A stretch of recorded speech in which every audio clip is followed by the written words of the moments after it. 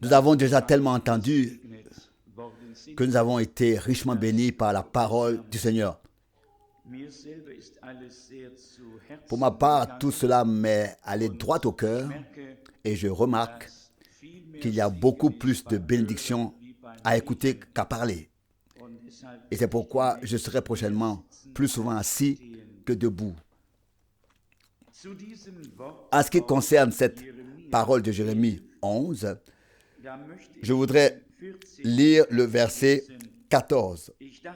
Je me suis dit en moi-même, quand frère Rousse a lu, j'espère qu'il me laissera le 14e verset.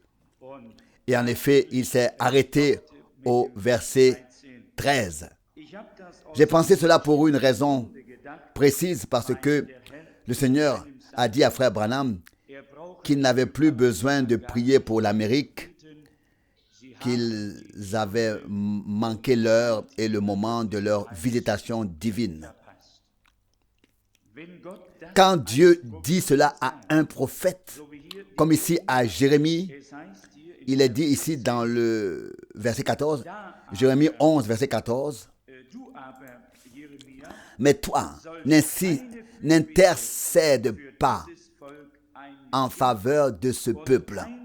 N'élève pas pour lui ni supplication ni prière, car je n'écouterai pas s'il m'invoquait au secours au moment de leur détresse. » S'ils m'invoquaient au secours au moment de leur détresse. Si Dieu en arrive à prononcer une telle parole, c'est qu'il a lui-même envoyé un prophète chargé de rappeler le peuple par la parole de l'Éternel et d'attirer son attention sur le fait qu'il doit se conformer à toutes les paroles de Dieu et agir conformément aux instructions. Et Dieu a percé à jour le cœur des gens et a su exactement que le prophète pouvait parler autant qu'il le voulait. Il n'écouterait pas. Et c'est pourquoi il lui dit, « Et toi, Jérémie, toi, n'intercède pas en faveur de ce peuple. » Nous espérons que Dieu aura pitié de nous. Quand j'entends ici le mot de malédiction, c'était au verset 3, il est dit ici, « Et toi, dis-leur encore ceci, ainsi a parlé l'Éternel, le Dieu d'Israël. Maudit soit quiconque ne se conforme pas aux prescriptions de cette alliance. » Nous serons tous dans le même état lorsque nous entendrons le mot maudit. Il nous transperce la moelle des os. Et nous ne voulons rien avoir à faire avec la malédiction. Quel qu'en soit le prix, nous ne voulons rien avoir à faire. Nous ne voulons rien avoir à faire avec la bénédiction, avec la malédiction, pardon, mais avec la bénédiction. Et nous savons que dès Moïse s'est présenté devant le peuple et leur a montré le même jour la malédiction et la bénédiction. Il leur a dit, en ce jour, vous savez que si vous agissez selon la parole du Seigneur, vous serez bénis. Le même jour, dans le même contexte, il dit, ceci est la malédiction qui s'abattra sur vous si vous ne vous conformez pas à la parole du Seigneur. Et j'ai pensé à Matthieu 25 où il est dit à la fin, Matthieu 25, il est dit ici au verset 34,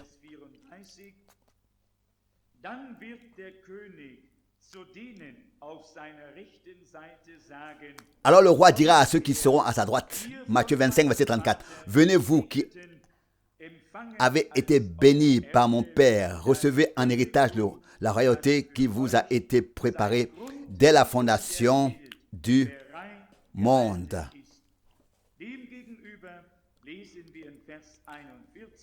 En revanche, nous lisons au verset 41, « Alors il dira aussi à ceux qui seront à sa droite, à sa gauche, pardon, hors de moi, maudit dans le feu éternel qui a été préparé pour le diable et ses anges.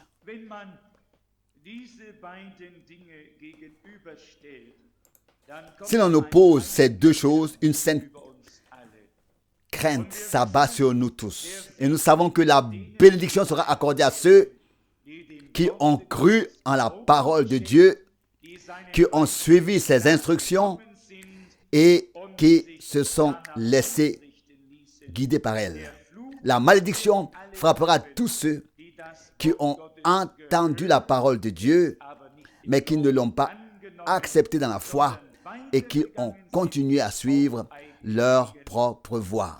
Ici, à la fin, ces deux choses sont mises en opposition. Verset 34. Alors, verset 34. Alors le roi dira à ceux qui seront à sa droite, venez vous qui avez été bénis par mon Père, recevez en héritage la royauté qui vous a été préparée dès la fondation du monde. Pour ceux qui ont été élus avant la fondation du monde, afin qu'ils croient ce que Dieu leur dit, afin qu'ils entendent lorsque Dieu envoie un prophète. Ils ne disent jamais, nous n'avons pas besoin de prophète. C'est certainement ce qu'ils pensaient au jour de Jérémie. Nous n'avons pas besoin d'un prophète. Nous nous débrouillerons. Nous nous débrouillons déjà bien seuls. Mais Dieu a parlé aux prophètes. N'intercède pas en leur faveur, car je n'exaucerai ni ta supplication, ni ta prière. Même au moment de leur détresse, quand ils appelleront au secours, je ne répondrai pas. Sinon, il est écrit, invoque-moi au jour de la détresse, et je te délivrerai, et tu me glorifieras. Mais qui peut invoquer Dieu dans sa détresse? C'est celui qui reconnaît sa détresse et qui vient à Dieu avec son état et l'invoque. Mais celui qui ne reconnaît même pas en quoi consiste sa détresse ne pourra pas crier pour que Dieu vienne à son secours.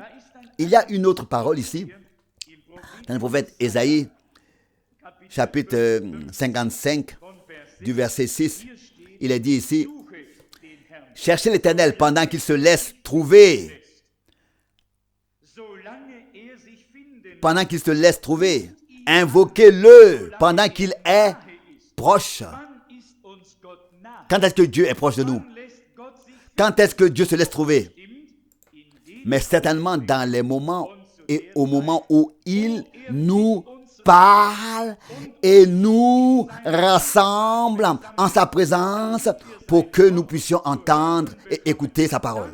C'est alors qu'il est proche de nous que nous pouvons le chercher et qu'il se laisse trouver. Dans ce contexte, je pense à la parole qui a été dite à Moïse et qu'il a transmise à Aaron et à sa descendance.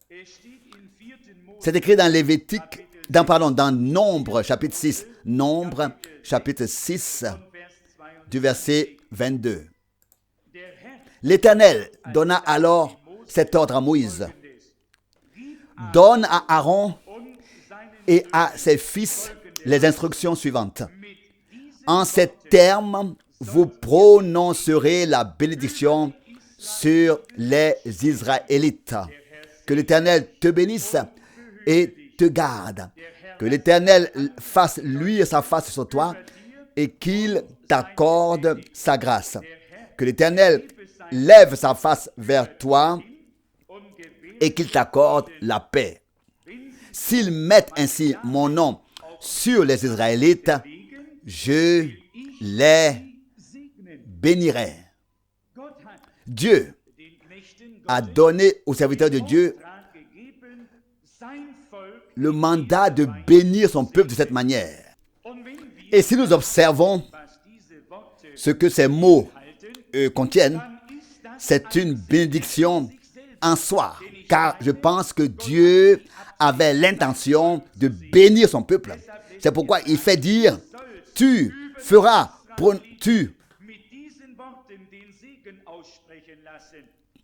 prononcer la bénédiction sur les Israélites par ces paroles. Que l'Éternel te bénisse et te garde. Dieu n'aurait pas fait prononcer ces paroles s'il n'avait pas lui-même eu l'intention de bénir son peuple.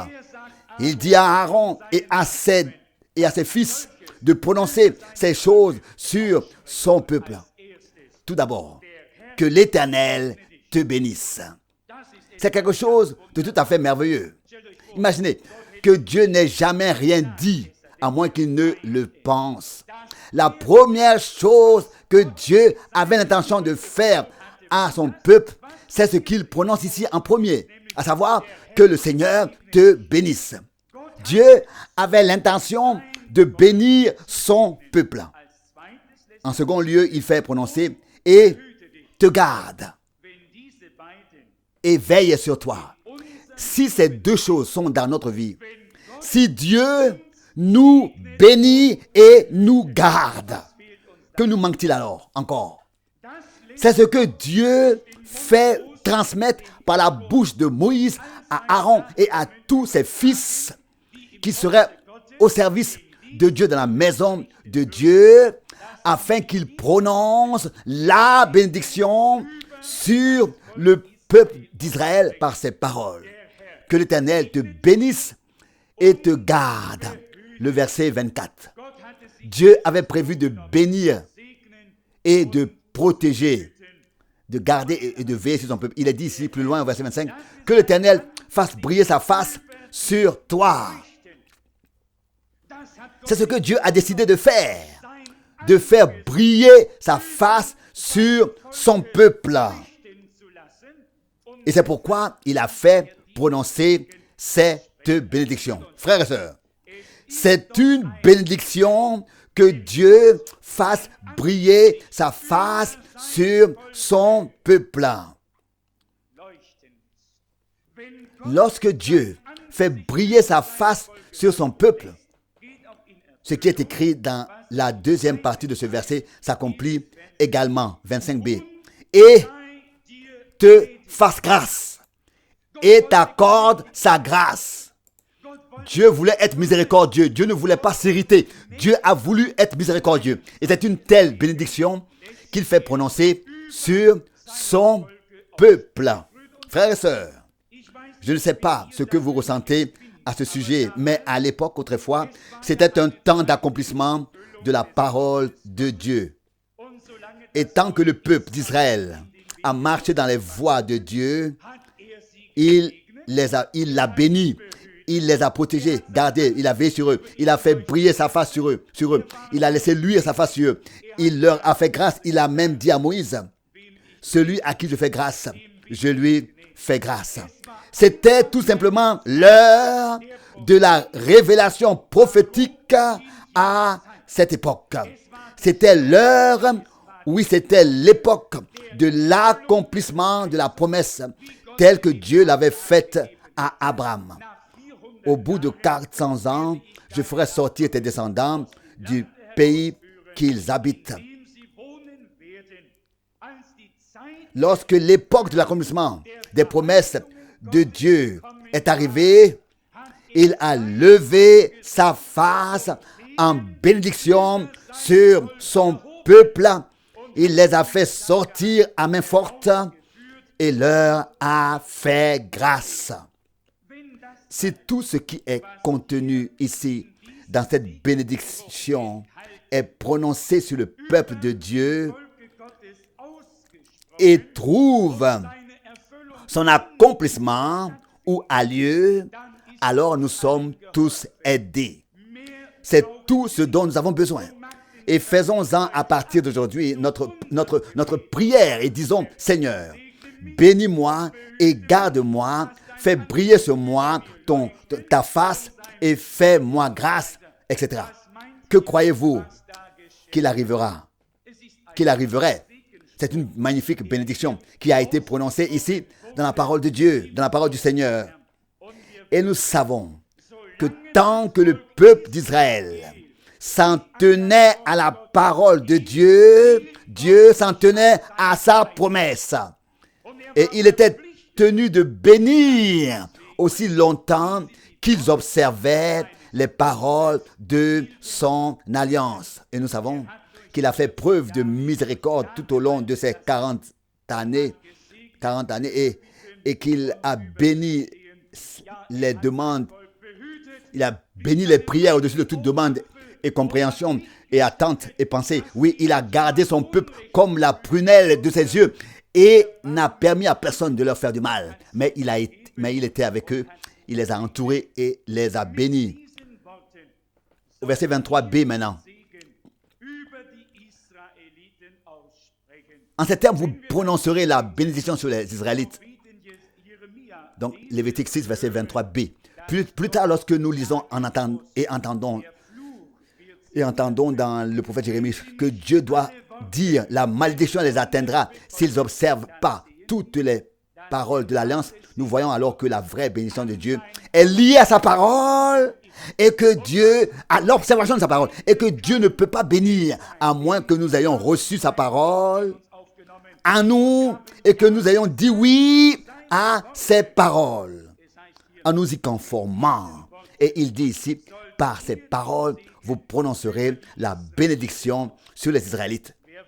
Qui étaient les Israélites sur lesquels une telle bénédiction devait être prononcée? Ils étaient des enfants de la promesse, déjà par Abraham.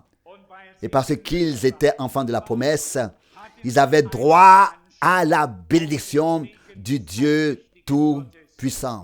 Car c'est sur la base de la promesse que Dieu a fait miroiter la bénédiction. Et nous voyons ici, qu'en ce temps-là, toutes les paroles de Dieu que Dieu avait destinées à cette époque se sont accomplies en eux. Tous ceux qui ont cru ont été bénis par la bénédiction du Dieu Tout-Puissant. Et les serviteurs de Dieu devaient bénir tous ceux qui venaient au service divin et qui étaient d'accord avec la parole du Seigneur et avec les voies de Dieu qu'il suivait avec son peuple. Frères et sœurs, comment est-ce qu'ils ne devaient pas bénir? Frères et sœurs, en est-il autrement aujourd'hui? Bénis sont tous ceux qui ont entendu et reçu la parole de notre Dieu en ce temps. Il les protège, il les garde, il veille sur eux. Il a élevé sa face et il l'a fait briller sur eux. Et il nous a fait grâce. Frères et sœurs, quand on lit la promesse de bénédiction, on a un amour intime pour celui qui nous a aimés. Et c'est une reconnaissance qui monte dans nos cœurs de savoir que le Dieu Tout-Puissant s'est occupé de nous de telle manière, s'est soucié de nous de telle manière qu'il nous a révélé sa parole, et cela en bénédiction.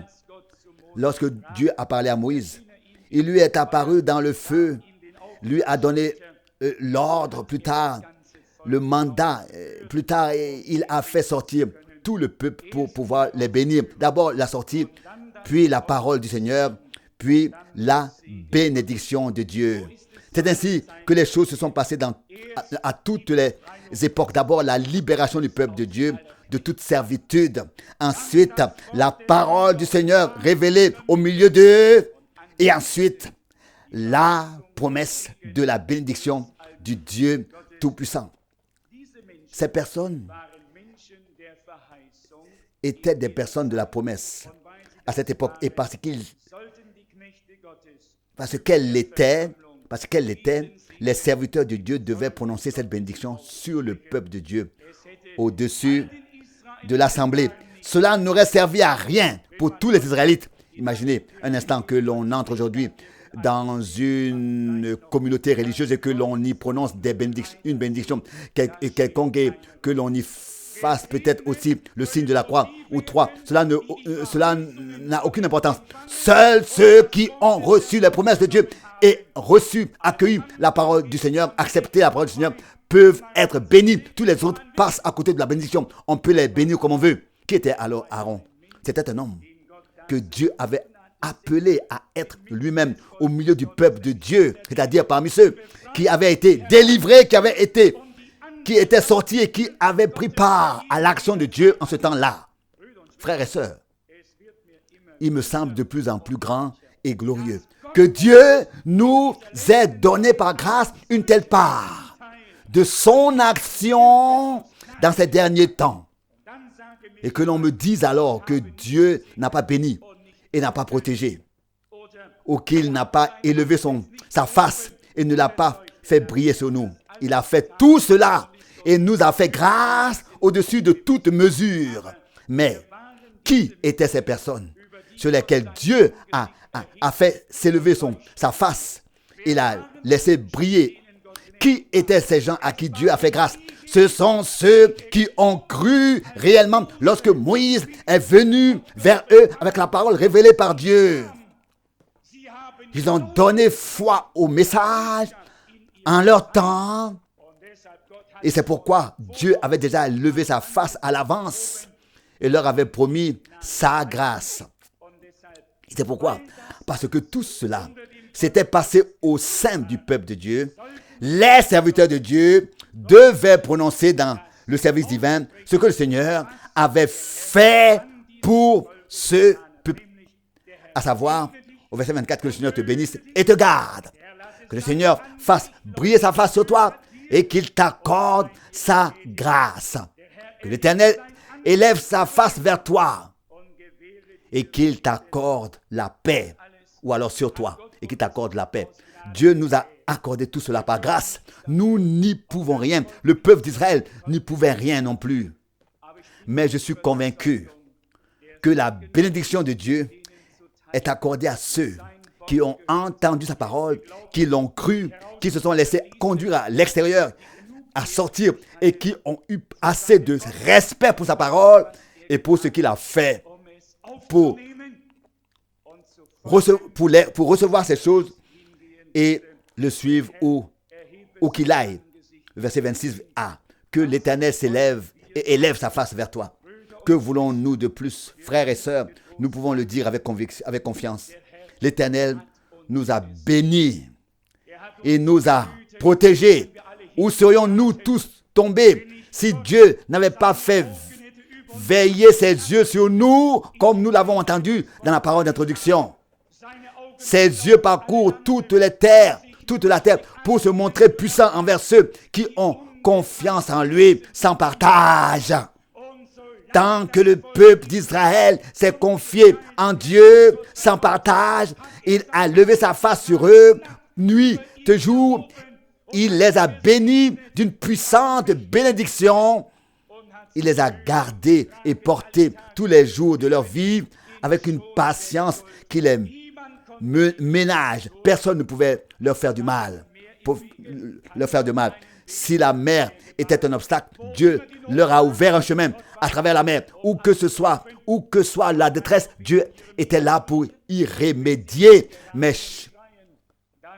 chez le prophète Jérémie, nous entendons, quand ils seront dans la détresse et qu'ils crieront, je n'écouterai plus. C'est ce qui est arrivé au peuple qui était autrefois béni et sur lequel la face de Dieu brillait, mais qui s'est détourné de la voix divine et n'a pas écouté l'instruction des serviteurs et des prophètes que Dieu leur envoyait tôt ou tard, matin et soir, selon ce qui est écrit. Mais comme il est dit, ils les ont tués et les ont traités comme il leur a plu. Il les a traités comme il leur a plu. Mais Dieu a toujours eu un reste sur lequel il pouvait faire resplendir sa face en bénédiction. Alors, quand nous lisons dans l'Apocalypse, au 1er chapitre, la description de Jésus, son visage resplendissait comme le soleil.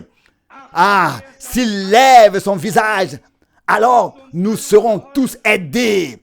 Alors il parlera et alors il bénira et donnera la grâce afin que nous puissions le comprendre et avoir part à son action. Mais qui comprend, qui croit à notre prédication? Et à qui est-ce que le bras de l'Éternel est-il révélé? Ésaïe 53, 1. Voilà ce que nous pouvons dire. Celui qui croit à la prédication de la parole révélée par Dieu, à lui le bras du Seigneur s'est manifesté. Et il a été amené dehors. Il a été fait sortir. Il est sorti. Et il est conduit dehors. Et nous savons que sa face est élevée au-dessus de son peuple. Y aurait-il autre chose qui vous conforterait plus que cela? Frères et sœurs, qu'est-ce que la richesse, qu'est-ce que le succès, quel que soit le domaine? Que signifient les valeurs terrestres si à la fin, il fallait dire Éloignez-vous de moi, vous qui commettez l'iniquité.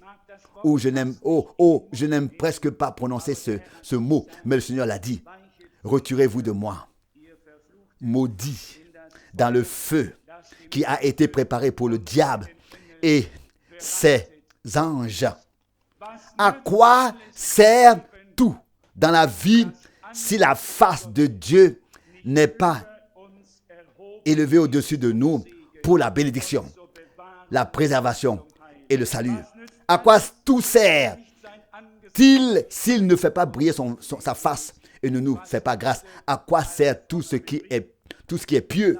Aujourd'hui encore, j'ai lu dans un magazine qu'un frère australien annonçait un grand réveil, et il y a toujours en moi un certain court-circuit quand on voit comment le peuple de Dieu est trompé, égaré. Il est consolé de toutes les manières possibles par de nombreuses phrases pieuses.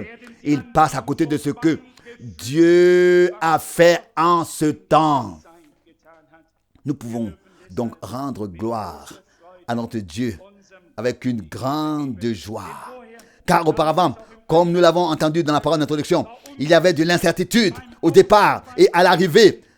Mais depuis que la parole de Dieu a été révélée, il y a une certitude à la sortie et à l'entrée. Dieu a tout changé, n'est-ce pas? Bien sûr que c'est vrai.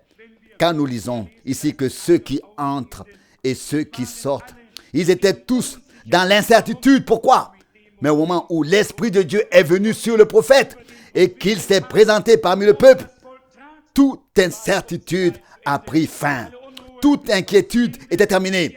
Ils avaient la certitude et le repos dans le Dieu Tout-Puissant qui se mettait maintenant de leur côté parce qu'ils s'étaient mis de son côté et avaient cru à sa parole. Il est dit ici, si merveilleusement, dans 2 Chroniques chapitre 15, verset 1.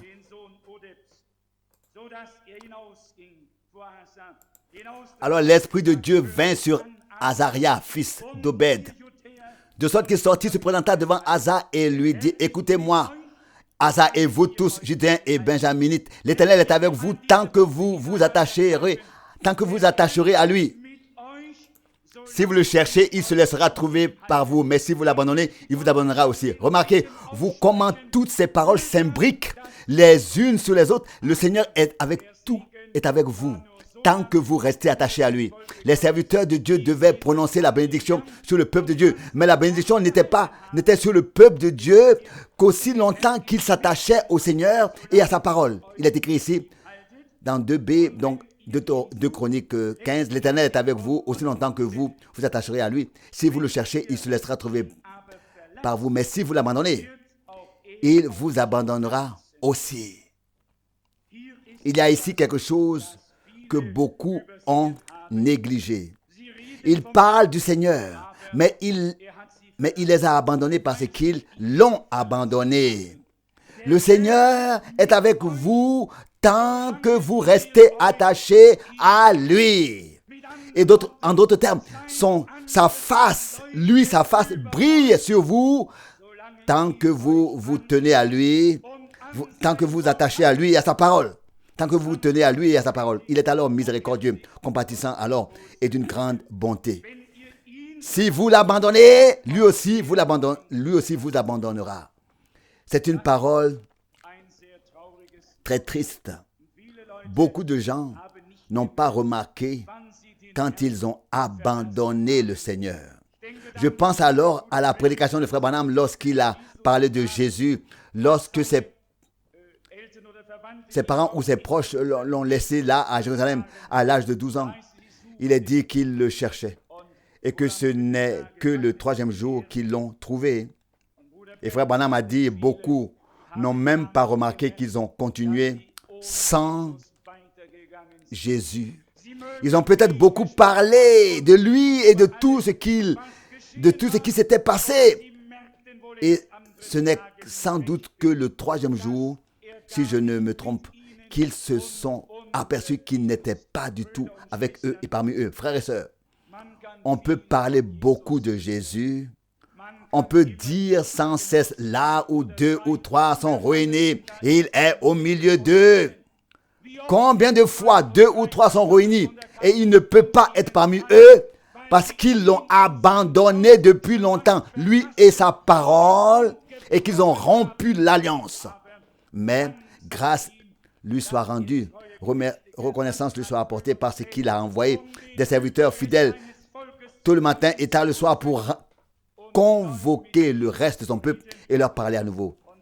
Et ils ont écouté. Savez-vous ce qui est écrit au sujet d'Asa au chapitre 16? Un autre voyant y a également prophétisé.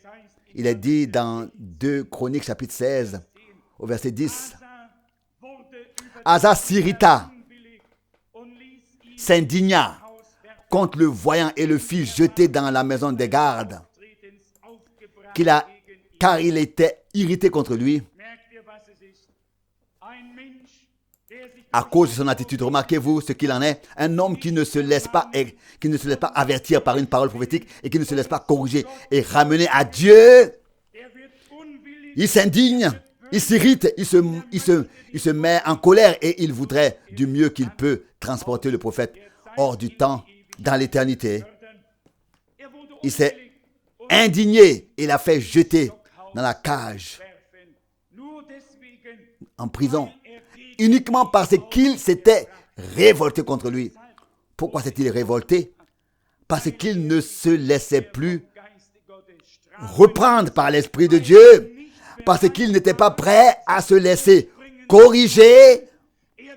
Il résistait de tout son être à Dieu et à ce que le Seigneur avait à dire. Mais il y a quelque chose de tout à fait merveilleux au sujet de la foule qui a entendu et accepté la parole de cette époque, à cette époque. Nous l'avons déjà entendu dans 2 Chroniques 15 au verset 12 maintenant. 2 Chroniques 15, verset 12. Ils s'engagèrent alors solennellement à rechercher l'Éternel, le Dieu de leur père, de tout leur cœur et de toute leur âme. Cherchez l'Éternel pendant qu'il se laisse trouver. Invoquez-le pendant qu'il est proche. Ésaïe 56, verset 6. Et ici, il est dit qu'il se laisse trouver par ceux qui le cherchent. Ils s'engagèrent solennellement devant le Seigneur. Pour eux, c'était un serment. Pour eux, c'était un vœu. Au moment où ils ont réalisé ils ont reconnu qu'une révélation prophétique leur avait été adressée, ils ont pris conscience du sérieux de l'heure et ont pris l'engagement solennel envers la maison de Dieu de chercher l'Éternel, notre Dieu, de tout notre cœur et de toute notre âme. Nous devons faire de même, frères et sœurs. Ici, en ce lieu, nous voulons confesser solennellement au Seigneur que nous avons compris qu'un message prophétique émanant de Dieu a été adressé au peuple du Seigneur. Et il doit en résulter une déclaration solennelle du peuple de Dieu dans le lieu où Dieu nous a parlé, que nous le chercherons de tout notre cœur et de toute notre âme. Nous pourrons alors dire, Seigneur, tu as élevé ta face et tu l'as fait briller sur nous. Tu nous as accordé ta bénédiction et ta paix et tu nous as fait grâce. Le verset 12. Après cela, ils s'engagèrent solennellement à rechercher l'Éternel, le Dieu de leur père, de tout leur cœur et de toute leur âme. Verset 13. Mais tout homme qui ne s'attache pas à l'Éternel, le Dieu d'Israël, sera puni de mort, qu'il soit noble ou modeste, homme ou femme. Frères et sœurs, il est évident que personne ne sera puni de mort dans notre temps, mais nous devons dire une chose. La vie spirituelle est dans la révélation de la parole de Dieu. Et celui qui rejette la révélation de la parole de Dieu est condamné à la mort spirituelle. Il est puni de mort. Il perd la vie divine, car Jésus lui-même a dit, Mes paroles sont esprit et sont vie. Celui qui veut avoir la vie de l'esprit doit recevoir la parole de Dieu en lui pour avoir cette vie. Toute personne qui ne respecte pas le Dieu d'Israël devrait être punie de mort. Beaucoup sont tombés dans la mort spirituelle. Leurs lampes se sont éteintes et nous nous souvenons de la prophétie que nous avons mentionnée dans la lettre séculaire. Ils s'en vont éblouis par un autre éclat, sans savoir que la force de chute les attend. L'un des aveugles conduit l'autre et ils tombent ensemble dans la fosse. Ils sont frappés d'une cécité spirituelle et d'une mort spirituelle en ce moment, dans ce temps, parce qu'ils ont refusé ce qui leur aurait ouvert les yeux et leur aurait permis d'accéder à Dieu et d'établir la ligne de vie. Et c'est pourquoi ils doivent mourir spirituellement. Il est dit ici au verset 14, 2 Chroniques 15, verset 14, ils firent ce serment à l'Éternel à voix haute et avec des cris de joie, au son des trompettes et des cors. Je ne peux m'empêcher de dire qu'en ce temps-là, autrefois, le peuple de Dieu a dû comprendre d'un seul coup ce que Dieu leur avait fait dire par le prophète. Ils ne sont pas d'abord rentrés chez eux pour y réfléchir, mais là, ils ont déclaré solennellement, nous obéirons à l'Éternel notre Dieu, le Dieu de nos pères, et nous marcherons dans ses voies. Ils ont, au milieu de grands cris de joie, où est cette déclaration solennelle parmi nous? Où est-elle? Où sont les cris de joie? Où sont des trompettes que nous devons au Seigneur? Petits et grands, jeunes et vieux, parce que nous avons compris, une parole du Seigneur nous a été adressée dans ce temps. Et nous n'avons pas besoin de rentrer chez nous pour consulter la chair et le sang, mais c'est là que nous avons reconnu que c'est par l'Esprit de Dieu qu'elle nous a été révélée et que c'est par l'Esprit de Dieu qu'elle nous a été transmise. Et ici, nous disons solennellement, Seigneur notre Dieu, Dieu de nos pères, nous voici, élève ta face sur nous et fais-nous grâce. Et Dieu nous fait grâce au-delà de toute mesure. Le verset 14, ils firent ce serment à l'Éternel à voix haute et avec des cris. Pas seulement à voix basse, pour que personne ne l'entende. À voix haute, pour que tous l'entendent. Nous avons parfois peur d'une prière bruyante. Et je ne sais pas qui nous a mis la puce à l'oreille. Personne ne doit avoir peur d'une prière à voix haute. Et c'est d'une voix forte. Ils ont solennellement confessé à l'Éternel leur Dieu qu'il leur appartenait, qu'ils le croyaient, qui lui appartenait, qu'ils le croyaient, qu'ils le servaient et qu'ils étaient retournés au Dieu de leur Père, c'est-à-dire au Dieu qui a si gracieusement envoyé son prophète au milieu d'eux. Frères et sœurs, nous allons vers le Dieu de nos pères, vers le Dieu de tous les prophètes et nous confessons, il a parlé, nous lui devons de le chercher de tout notre cœur et de toute notre âme et solennellement en ce lieu à voix très haute. Nous voulons, pas seulement à voix basse, non, si ce que nous disons est vrai, alors nous voulons le dire très fort, même dans nos prières, tout le monde peut l'entendre. Il est encore dit ici au verset 15a. Et tout Juda se réjouit de ce serment, car il l'avait fait de tout leur cœur. De tout leur cœur. Et parce qu'il... Et qu'est-ce que c'était? Il y avait une joie et une allégresse dans tout Juda à cause de la décision du peuple de Dieu à l'heure où le message prophétique leur avait été adressé. Dans un lieu saint, ils avaient entendu une parole sainte et fait une déclaration solennelle. Que nous reste-t-il à faire, sinon de dire en ce lieu, Seigneur, nous avons entendu ta parole. Nous sommes remplis de crainte et de tremblement d'une part, et d'autre part de joie, car Dieu nous a parlé avec miséricorde. Il est dit sur verset 15. Et tout Juda se réjouit de ce serment, car ils l'avaient fait de tout leur cœur.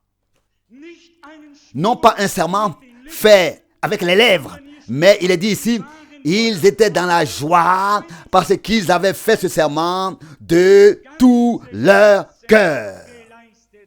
De tout leur cœur. Dieu regarde à travers tous les pays pour se montrer puissant en ceux qui lui font confiance sans partage. Ceux qui ne se laissent pas une petite voix ouverte pour dire « Si cette chose ne marche pas, je chercherai autre chose », mais qui ont compris qu'à l'heure où la parole de Dieu retentit, pour eux, c'est là le message de Dieu. Pour eux, il n'y avait rien d'autre à faire que de célébrer de tout leur cœur. Et je vous le dis, une chose, la joie totale n'existe que là où l'on fait une chose de tout son cœur. Une demi-chose faite à moitié avec un demi-cœur ne donnera jamais une joie entière. Mais une chose entière faite avec un cœur entier donnera une joie entière. Et je crois que nous devons à notre Dieu d'approuver de tout notre cœur sa cause et sa parole. Oui, toute la parole, sa révélation, et de nous en réjouir. Parce qu'ils l'avaient fait, le verset 15, je relis, de tout leur cœur. Et parce qu'ils avaient cherché l'Éternel en toute sincérité, il se laissa trouver par eux. Et l'Éternel leur procura du repos de tous côtés. Parce qu'ils l'ont cherché de tout leur cœur, il s'est laissé trouver par eux. Dieu avait des moments, frères et sœurs, où il envoyait ses prophètes parmi son peuple. Et c'était les moments que Dieu avait désignés comme rafraîchissement pour la bénédiction de son peuple.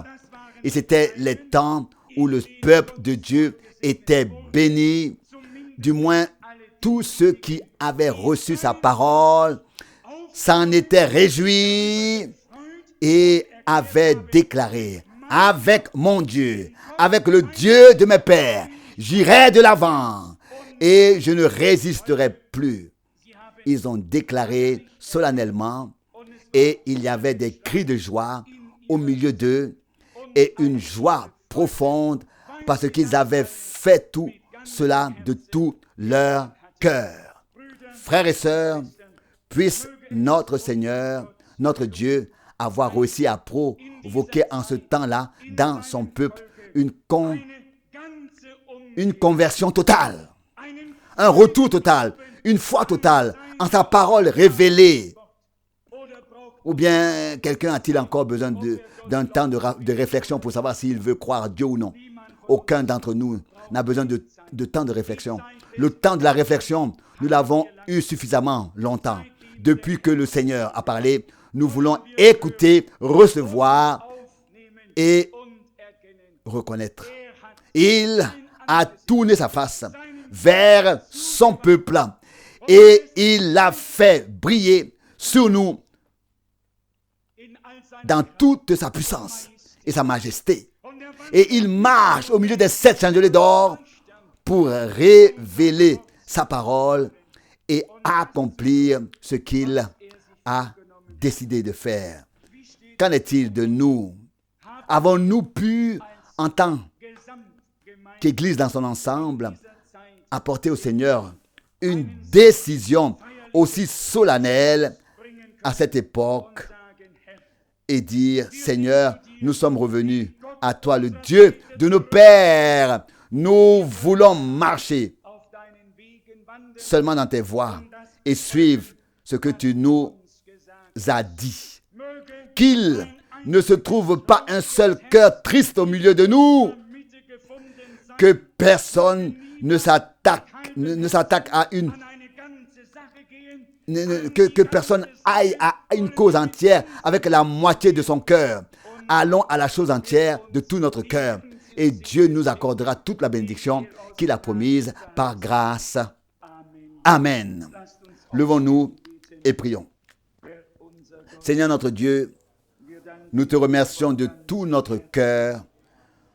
Nous sommes émus par ce que nous avons lu, car tu as alors envoyé ton prophète autrefois avec ta parole parmi ton peuple, et ils ont cru, Seigneur.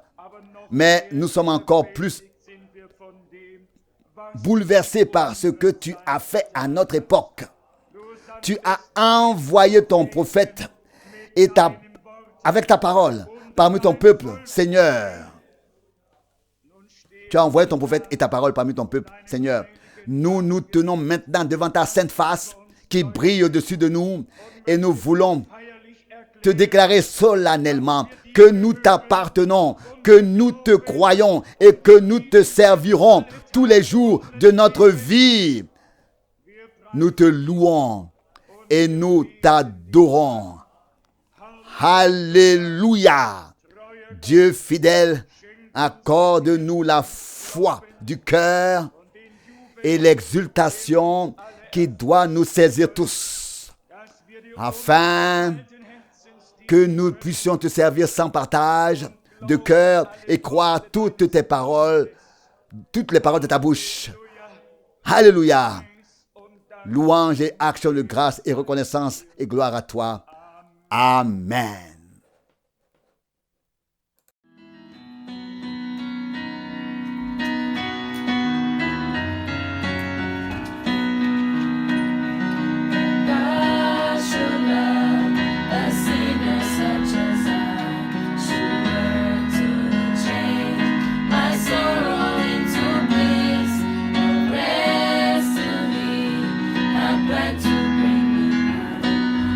Wonderful